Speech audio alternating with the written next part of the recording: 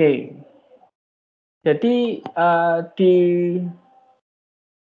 sesi ini ya, sebelumnya kan kita membahas tentang etika itu secara umum, kemudian definisinya menurut beberapa ahli itu apa, kemudian eh, di lingkungan sekitar rekan-rekan sekalian itu seperti apa perkembangan etika itu, sampai pada pertemuan sebelumnya Anda bisa mendefinisikan persamaan atau perbedaan antara pekerjaan dan profesi, gitu ya. Nah, dari handout itu ada semacam ini ya, pendapat ya atau argumen dari sumber dalam handout yang sebelumnya saya sampaikan ke rekan-rekan bahwa pekerjaan itu adalah rahim, gitu ya. Rahim maksudnya apa, gitu ya. Nah, ternyata manusia itu sejak lahir itu memang hakikatnya harfiahnya itu adalah bekerja, gitu ya. Karena mereka adalah manusia itu adalah makhluk sosial, seperti itu.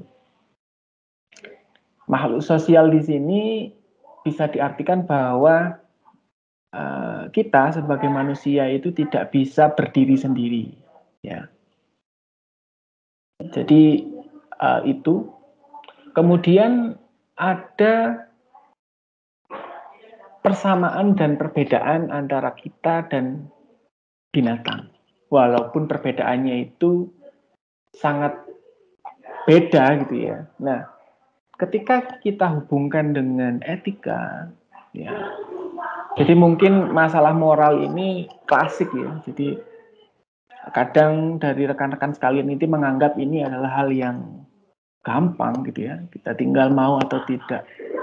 Namun di sini kenapa rekan-rekan di semester 7 ini harus ketemu mata kuliah ini, karena hal ini bermaksud untuk mereminder rekan-rekan sekalian untuk menjaga moral, menjaga etika rekan-rekan sekalian nantinya ketika Anda bekerja, seperti itu. Karena khususnya kalau di Universitas Majung itu kan ada namanya pendidikan karakter ya, di mana Anda di semester 1 sampai semester 7 ya, di semester terakhir ini, ke-7 ini, Anda disisipi mata kuliah umum yang mengarahkan ke pendidikan karakter. Nah, di sini saya benar-benar himbau, benar-benar meng-highlight untuk rekan-rekan sekalian itu harus bisa menjadi pembeda antara lulusan nanti DKV Majung dengan lulusan dari institusi lain atau universitas lain. Karena saya tidak ingin nantinya di kemudian hari saya menemukan lulusan dari prodi kami khususnya DKV Majung ada yang tidak beretika, gitu ya. Mungkin sekarang ini sangat mudah ya di zaman era digitalisasi ini kan, kita melihat ya di sosmed itu, ketika kita bermain sosmed dan kita merasa kita tidak akan dijangkau oleh orang yang kita komentari di sosmed itu, sehingga kita berucap tak beretika, seperti itu ya. Ya, kita mungkin rekan-rekan sekalian yang aktif di sosmed pasti tidak asing dengan istilah hater dan sebagainya itu ya, yang pada akhirnya ketika akhirnya terkonfirmasi terciduk, gitu ya, akhirnya menangis-nangis dan seterusnya, gitu ya. Begitu juga dengan mungkin di situasi sulit seperti di pandemi ini, ada kebijakan universitas yang mungkin tidak sesuai, namun Anda meluapkan dengan sesuatu yang tidak beretika, ya, dengan berkata kotor, dengan mengumpat. Nah, itu saya highlight sekali lagi, jangan sampai itu terjadi di prodi kita, ya, karena itu konsekuensinya adalah masuk dalam tataran universitas ya khususnya ya, itu hukuman berat, yaitu dikeluarkan dari universitas. Seperti itu. Jadi selama Anda ini berpendidikan, berproses di Universitas Majung dan di Prodi DKV, saya berpesan untuk walaupun di suatu sulit apapun tetap jangan sampai tergelincir ya ucapan kata-kata Anda yang itu terekam dan terbukti. Karena sebelumnya juga saya pernah ada kasus ya di kakak tingkat Anda mungkin ya.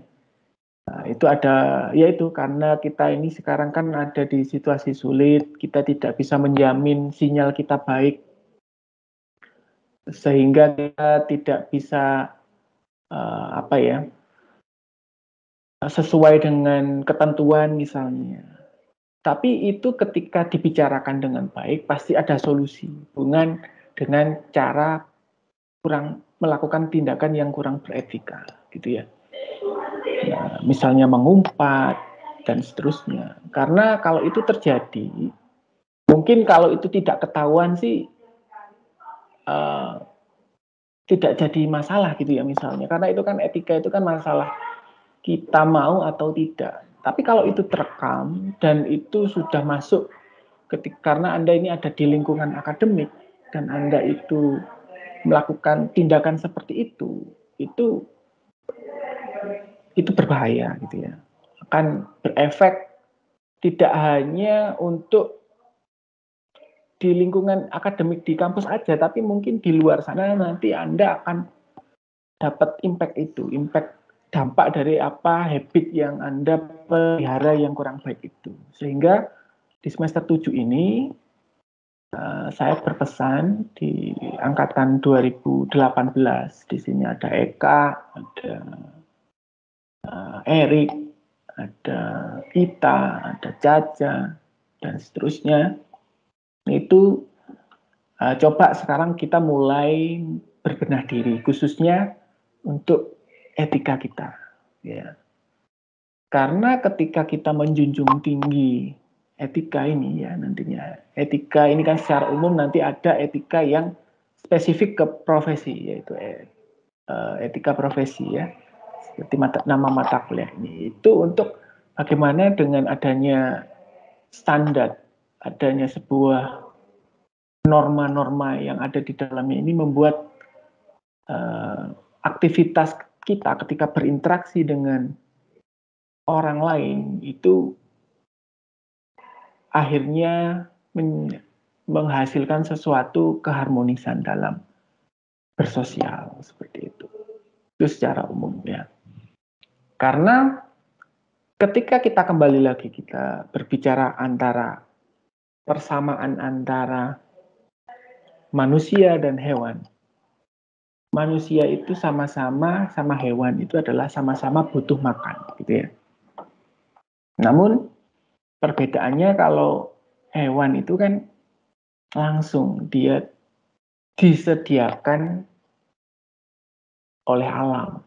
Namun kalau manusia disediakan di alam cuma dalam bentuk bahan baku seperti itu.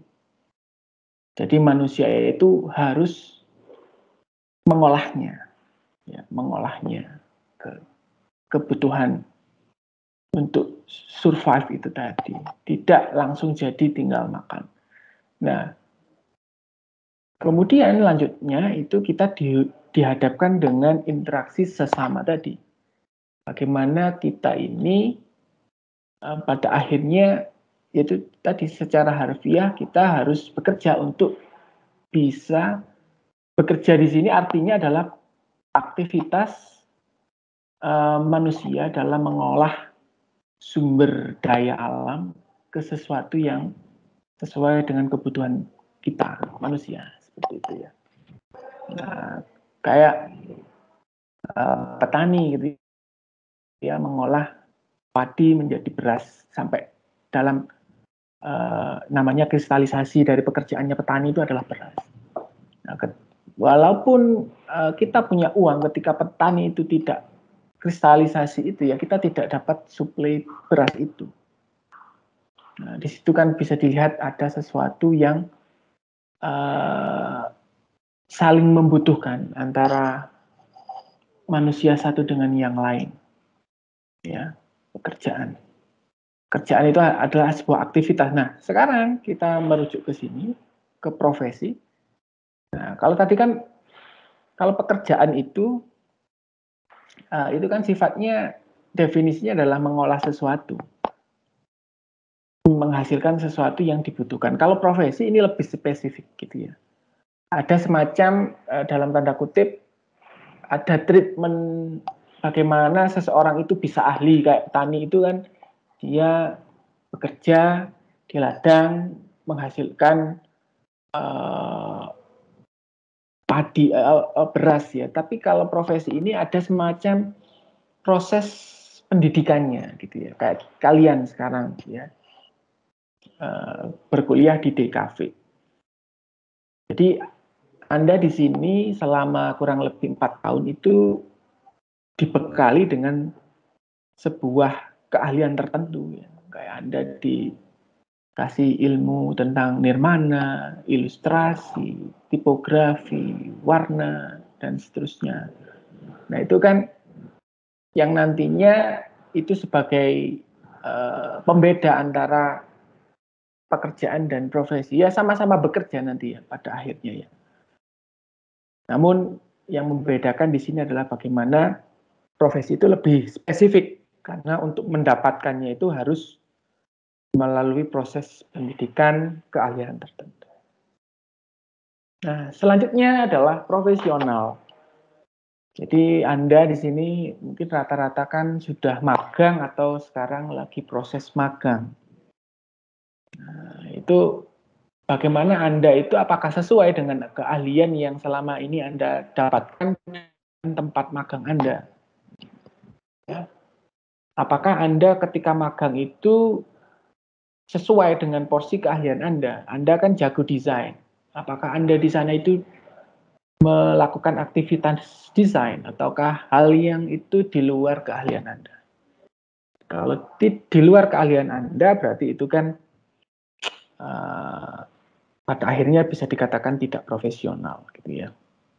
Karena profesional di sini adalah ternyata tidak hanya berarti ahli saja.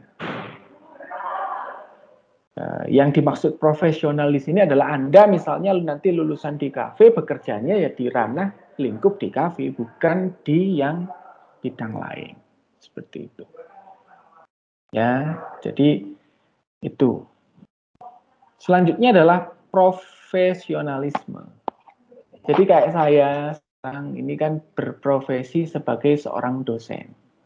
Itu adalah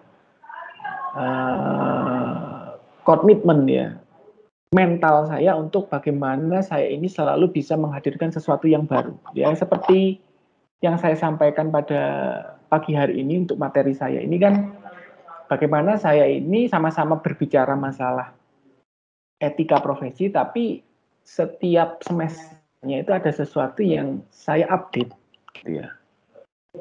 Nah, intinya adalah untuk bagaimana saya mencapai mutu yang baik dalam pengajaran, seperti itu. Begitu juga dengan rekan-rekan sekalian ketika nanti sudah menjadi seorang yang berprofesi sebagai misalnya ilustrator, desainer grafis, itu juga pada akhirnya Anda dituntut untuk selalu up to date. Nah, untuk menunjang profesionalisme ini biasanya Anda tergabung dalam sebuah asosiasi. Kayak saya tergabung misalnya di asosiasi AIDIA, ADGI gitu ya. Kalau dosen itu namanya apa ya? Asprodi gitu ya. Asosiasi Program Studi DKV itu saya juga tergabung.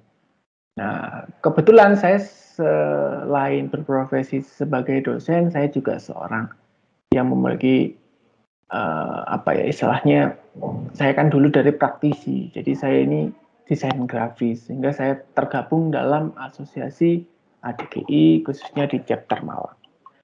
Nah, jadi Anda itu nanti ketika berprofesi di bidang DKV itu juga dituntut untuk menjunjung tinggi profesionalisme. Seperti itu.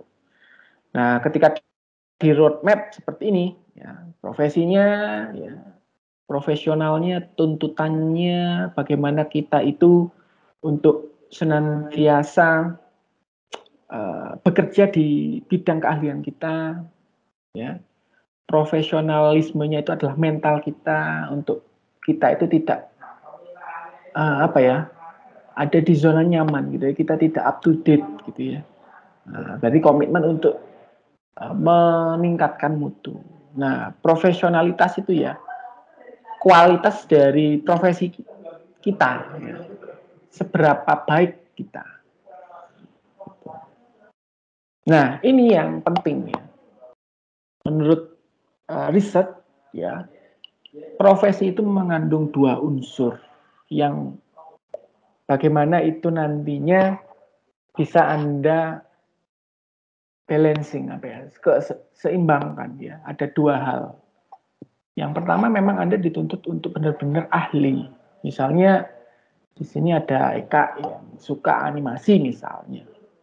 Ya dituntut untuk bagaimana Eka ini benar-benar profesional. Ketika ada job berhubungan dengan animasi, Eka bisa menjelaskan tahapannya secara runut, secara sistematis, secara clear kepada kliennya. Nah, itu bisa dikatakan ahli. Ya. Dan ada track record prestasi-prestasi yang berhubungan dengan bidang yang ditekuni oleh Eka, misalnya animasi tadi. Nah, yang ini yang mungkin dianggap remeh gitu ya. Dan ternyata ini adalah sangat penting untuk karir Anda dimanapun Anda berada. Ya, itu adalah terkait attitude, etika. Ya. Perusahaan itu saya dapat banyak info dari rekan-rekan HRD yang ada di luar sana itu bahwa kadang IPK itu tidak dilihat. Nah, yang dilihat itu adalah experience-nya, khususnya di terkait attitude-nya itu. Nah, makanya saya sering dapat cerita itu bahwa HRD itu ternyata ketika menyeleksi pegawai, nah, kemudian dia lihat, oh ini lulusan Macung, nah itu biasanya telepon ke universitasnya. Kalau dia dari prodi di kafe, pasti dia telepon ke saya. Bagaimana anak dengan nama berikut ini? Apakah selama dia berpendidikan, dia punya seperti itu? Nah itu terjadi ya. Di perusahaan-perusahaan besar itu biasanya seperti itu. Makanya ada semacam kayak di berkas lamaran itu surat rekomendasi dan seterusnya. Gitu ya. Nah, karena kalau tidak memiliki ini ya unsur panggilan ini yang namanya attitude ini, kematangan yang benar-benar ini penting, ini karir Anda tidak akan mulus gitu ya. Mentok aja misalnya gitu ya. Tidak cepat. Ya bisa berproses, cuma kalau Anda bisa menyeimbangkan dua unsur ini, bisa dilihat di grafik di slide saya itu bahwa 85%, 15%, 85% sukses ya dari job itu ya, dari pekerja itu dia yang memiliki develop soft skill yang baik. Ya. Makanya di Universitas Macung ini kita syukuri ya bahwa ada pendidikan karakter di situ yang membedakan dengan universitas lain. Seperti itu. Oke. Ya. Nah, ini ada beberapa definisi dari profesi yang menurut ahli biasanya profesi itu ya ada taraf akademiknya. Ya kayak Anda lulus S1 DKV. Nah, itu nanti bisa mengerucutkan Anda menjadi seorang yang berprofesi, bukan bekerja tapi berprofesi tadi ya. Oke. Namun di Indonesia juga ada profesi yang itu diperoleh dari kegiatan atau hal-hal yang non akademik, ya, kayak pemain sepak bola, petinju, penyanyi dan lain sebagainya. Namun di sisi lain kita tidak bisa melewatkan bahwa kadang jenjang pendidikan itu dilihat ketika kita sedang berproses mencari pekerjaan. Ya. Nah ini yang saya maksud tadi terkait profesionalisme, bagaimana Anda itu ketika berprofesi sebagai seorang desainer, ya, graphic design itu ada beberapa poin ini yang harus berciri di Anda. Ya, kayak sifat Anda itu selalu ingin yang terbaik untuk pekerjaan Anda, ya, selalu upgrade, ya, selalu mengikuti perkembangan gitu ya. Tidak itu aja monoton gitu ya. Nah, gitu. Kemudian Anda selalu tekun ya, pekerja keras ya. Nah, itu ya di situ integritasnya tinggi untuk pekerjaan Anda. Ya tidak semata-mata itu untuk pendapatan ya. Pekerjaan itu kan definisi akhirnya kan sebuah aktivitas yang dilakukan oleh manusia yang tujuannya adalah mendapatkan penghasilan kan gitu.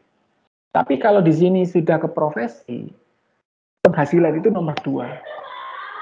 Ya. Kayak dokter gitu ya, kayak bidan gitu ya.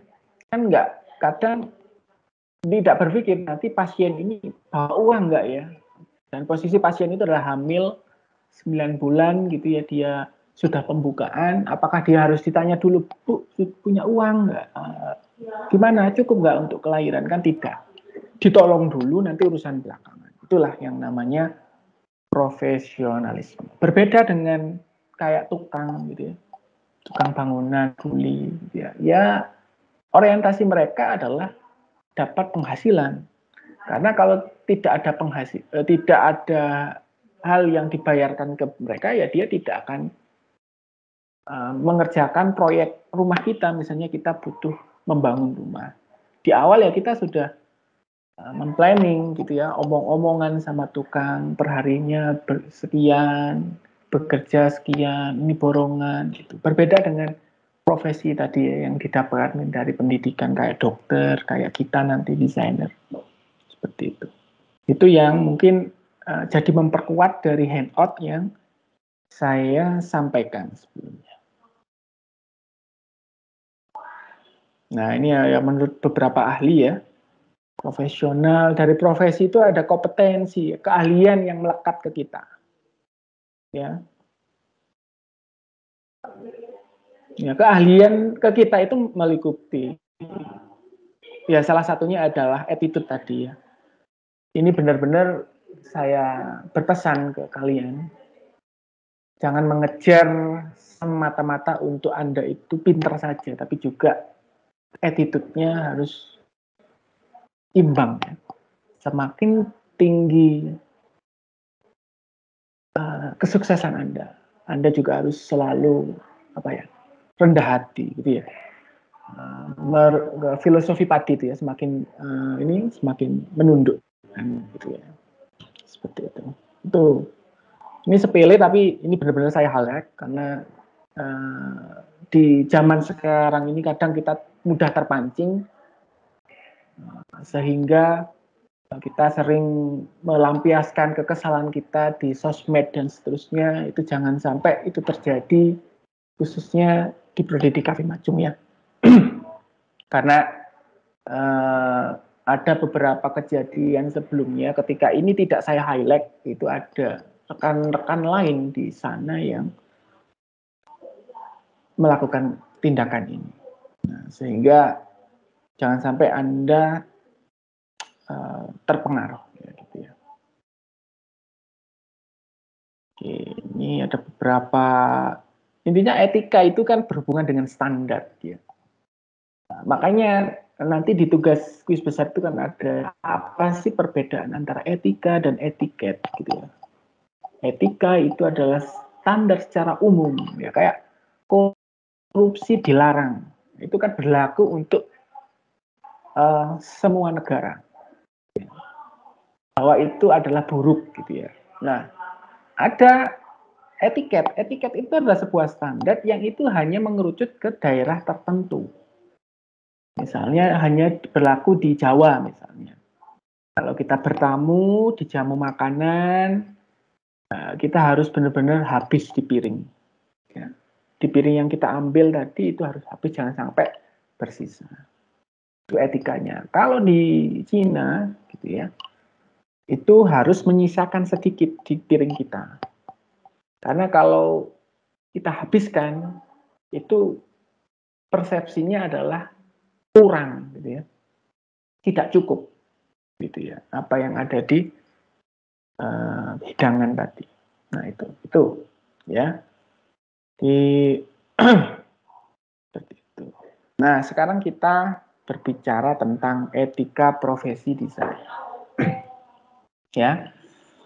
Nah ya mirip-mirip ya kalau ada lihat kompetisi, misalnya logo, gitu ya. Mungkin yang Anda pernah rasakan ikut lomba-lomba, menemukan, wah ini plagiat, ini karya saya, wah, dan seterusnya ya. Era fotokopi lah kalau mengatakannya. Nah, era serba instan, maunya gampang, nggak mikir gitu ya.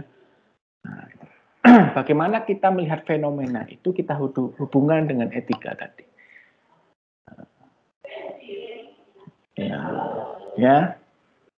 Fenomena yang tidak dipungkiri kita masih dianggap gampang, terus kenapa harus bayar, hanya gitu doang, dan seterusnya. Ya. Kemudian itu tadi dengan gampangnya menjiplak, meniru, ya. Tidak terinspirasi tapi meniru. Plok, gitu ya. Nah, ya dari ini nanti dihubungkan dengan fondasi pemahaman Anda tentang etika tadi ya. Etika itu adalah bagaimana sih ketika kita nanti bersinggungan dengan yang lain itu tetap harmonis kan, tujuannya etika kan seperti itu. Ya. Nah, sebelum kita memahami tentang etika profesi tadi, desain tadi itu seperti apa, itu caranya diawali dengan kita memahami definisi dari keilmuannya itu dulu tadi. Desain grafis itu apa sih gitu ya. Oh, ternyata sebuah keterampilan seni dan komunikasi untuk kebutuhan bisnis dan industri. Nah, jadi ada unsur-unsur apa yang ada di dalam desain grafis itu yang nantinya kita bisa mengarahkan ke perilaku kita. Bagaimana ketika kita ada di bisnis desain grafis ini kita tetap tidak menyalahi kayak tadi ya, menjiplak dan hal-hal yang kurang beretika tadi. Ya. Nah, ini ada beberapa definisi dari desain grafis tadi. Nah, sekarang kita hubungkan sebenarnya desain grafis ini seperti apa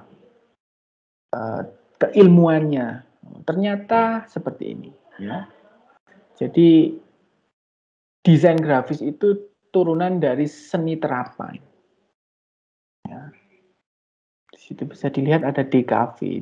Seni terapan itu ada dua, ada desain, ada kriya. Ya. Nah, kita masuk di desain. Nah, ini adalah pohon keilmuan dari keilmuan kita. Ya. Nah, seperti ini. Nah, jadi kita masih induknya seni rupa gitu ya. Jadi ini adalah gambaran yang nantinya bagaimana kita bersikap.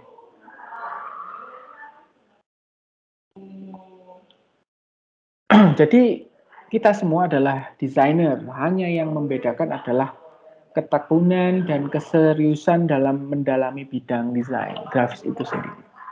Ya di sini kan Anda rekan-rekan angkatan 2018 kan di kafe semua, gitu ya, yang dipelajari sama, cuma jobnya kan pasti antara satu dan lain dari kalian itu kan berbeda ini. Ada yang laris, ada yang musiman gitu ya. Nah, itu yang membedakan ya masalah tadi, seberapa Anda profesionalisme tadi di mentalnya itu. Ya, ketekunan itu tadi. Ya, di semester 7 ini memang kita benar-benar bagaimana Anda itu mentalnya harus benar dulu. Kalau benar, Anda pasti petnya atau ya jalur menuju ke cita-cita Anda itu akan lancar. Jadi hilangkan berpikiran negatif ya. Yang dilihat itu beban aja, bukan sebuah solusi. Nah, itu segera dirubah ya. Jadi jangan sampai Anda itu dalam menjalani kehidupan itu yang Anda pikirkan itu hanya mencari kesalahan orang lain gitu. Sehingga Anda akan ya di situ aja, nggak ada proses, padahal Anda itu punya hal besar yang itu lebih penting dibanding mengurusi orang lain tadi, kesalahan orang lain tadi. Jadi yang kami sarankan dalam proses ini adalah Anda harus berpikir solusinya, bukan mendefinisikan masalahnya semua di ini, tapi apa solusinya dari masalah yang Anda temukan tadi. Tidak hanya Anda pintar mencari masalah, mengetahui masalahnya tadi. Ya. Nah, ya ini ketika nanti Anda itu sudah mengerucut ke etika profesi desain, makanya saya tadi cerita kalau di Malang itu ada ADGI, ada IDEA, kalau fotografi itu ada apa gitu, ada komunitasnya. Nah, kalau dosen itu namanya ada ADI, Asosiasi Dosen Indonesia, dan seterusnya. Yang tujuannya itu adalah untuk mengkomunikasikan standar tadi. Bagaimana standar seorang yang memiliki profesi desain agar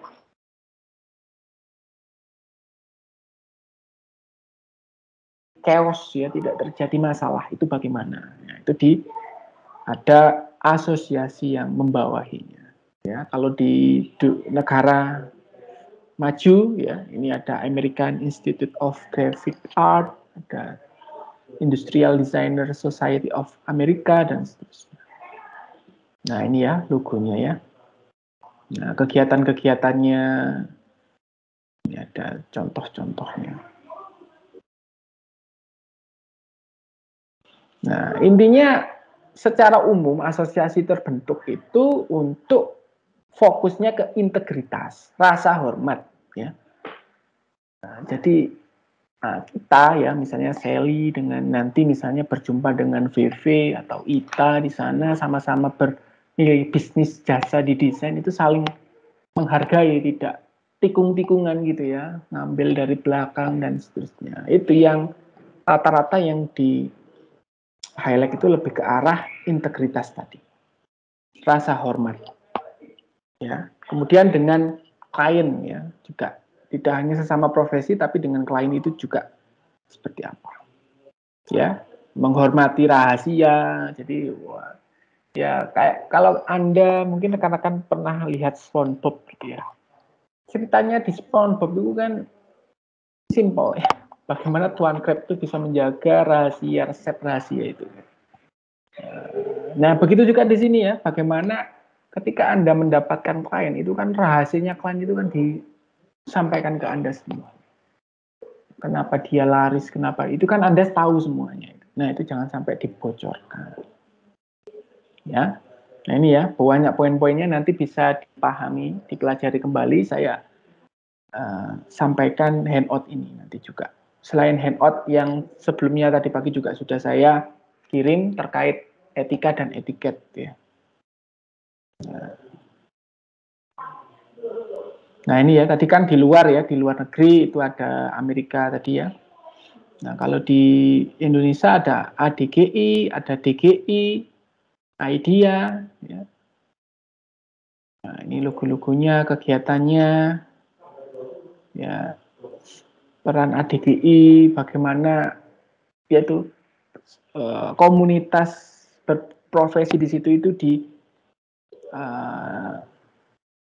diajak untuk memiliki sebuah peran yang baik gitu ya, mengedukasi dan seterusnya. Ini.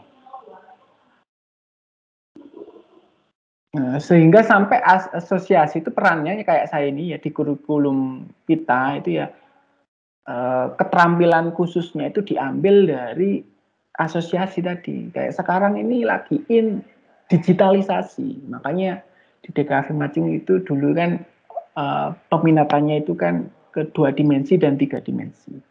Bagaimana mahasiswa DKV itu bisa menghasilkan karya digital, ya gitu kan. Yang sekarang dioptimasikan lagi menjadi 5 peminatannya. Ada brand and graphic design, terus animation dan seterusnya. Ya, itulah peran dari asosiasi. Oke, itu yang mungkin bisa disampaikan untuk materi pada minggu ke-4.